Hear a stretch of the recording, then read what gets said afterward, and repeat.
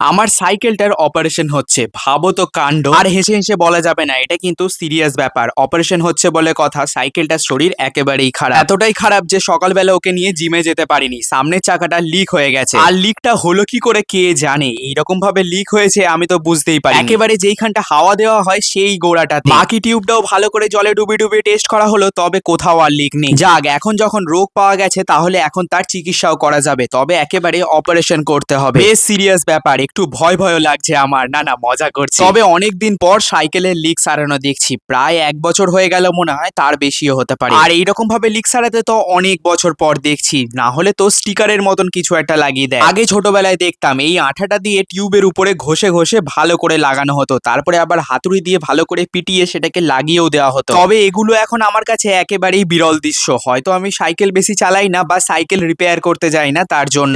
শেষ পর্যন্ত আমার সাইকেলের অপারেশন সাকসেসফুল।